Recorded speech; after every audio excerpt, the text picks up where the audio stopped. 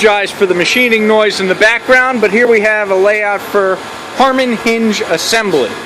So first you've got the main part of the hinge body right here, and let me take this apart real quick just so you can see. On both sides of the hinge are a thrust bearing with a racer washer.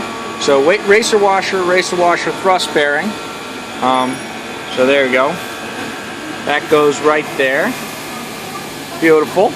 And our master assembler has returned, Alex, to critique my critique. So in the center is a pin that's threaded, and that pin is pushed through a roller bearing. So there you go. So that's what you got. On the rest of the hinge is right here. You can see, and these are polished nickel. There we go. A carriage, a chassis has been assembled. Thank you, Alex. You can see the assembled chassis just like this. 2 screws. Alex is going to assemble it right now for me. Show us the rest of the trick. Thank you, Alex. I'm going to come around. So here you go. You got a screw going in on both sides, and this is the magic. So that screw is holding the pin to both sides of the chassis. There you go. Screw holding both the chassis to the centerpiece. Now he's tightening up the chassis on both sides. There you go. Look how smoothly that shakes back and forth. Now he's going to put in the positive stop ball bearing with threaded plug. There's the spring. There is the cup the ball bearing sits in.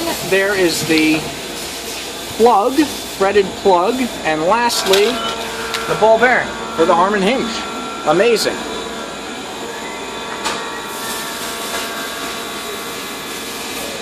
Look at the skill. A little bit of lubrication, and that lubrication also helps hold the ball bearing in place while it's being assembled. You can see he's lining that up just like that. He holds it with his finger and pushes it all the way in. And he rotates, puts it upside down, drops it in a vise,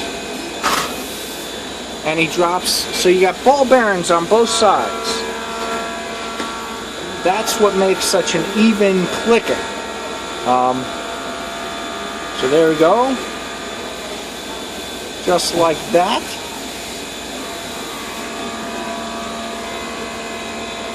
Now he'll screw the plug into place.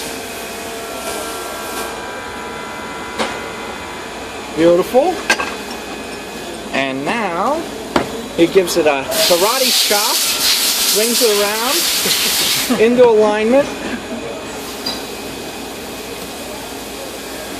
Now it's assembled, and if you try and open it, it clicks real hard.